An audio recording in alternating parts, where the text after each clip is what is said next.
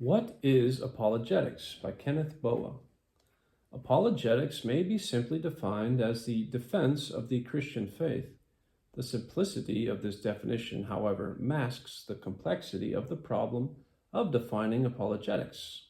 It turns out that a diversity of approaches has been taken in defining the meaning, scope, and purpose of apologetics. The word apologetics derives from the Greek word apologia, which was originally used as a speech of defense. In ancient Athens, it referred to a defense made in the courtroom as part of the normal judicial procedure. After the accusation, the defendant was allowed to refute the charges with a defense, apologia.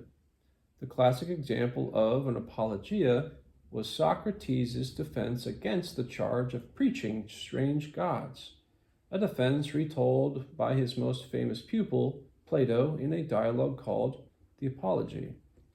The word apologia appears 17 times in noun or verb form in the New Testament, and can be translated defense or vindication in every case. The idea of offering a reasoned defense of the faith is evident in Philippians 1:7 and 1:16, and especially in 1 Peter 3:15. But no specific theory of apologetics is outlined in the New Testament. In the 2nd century, this general word for defense began taking on a narrower sense to refer to a group of writers who defended the beliefs and practices of Christianity against various attacks. These men were known as the apologists because of the titles of some of their treatises, but apparently not until 1794 was apologetics used to designate a specific theological discipline.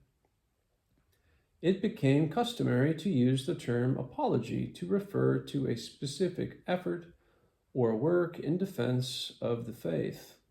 An apology might be a written document, a speech, or even a film. Apologists developed their defenses of the Christian faith in relation to scientific, historical, philosophical, ethical, religious, theological, or cultural issues. We may distinguish 4 functions of apologetics, though not everyone agrees that apologetics involves all 4. Such opinions notwithstanding, all 4 functions have historically been important in apologetics, and each has been championed by great Christian apologists throughout church history.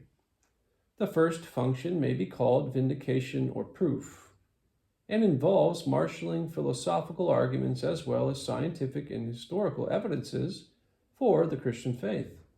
The goal of this function is to develop a positive case for Christianity as a belief system that should be accepted.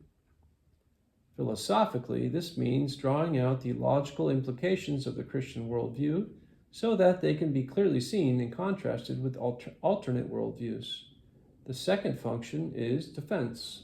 This function is closest to the New Testament and early Christian use of the word apologia, defending Christianity against the plethora of attacks made against it in every generation by critics of varying belief systems.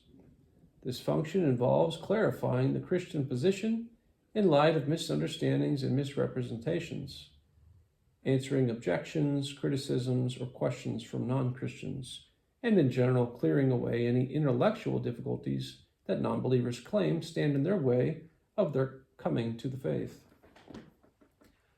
The third function is refutation of opposing beliefs. This function focuses on answering the arguments non-Christians give in support of their own beliefs. Most apologists agree that refutation cannot stand alone, since proving a non-Christian religion or philosophy to be false does not prove that Christianity is true. Nevertheless, it is an essential function of apologetics. The fourth function is persuasion. By this, we do not mean merely convincing people that Christianity is true, but persuading them to apply its truth to their life. This function focuses on bringing non-Christians to the point of commitment. The apologist's intent is not merely to win an intellectual argument, but to persuade people to commit their lives and eternal futures into the trust of the Son of God who died for them.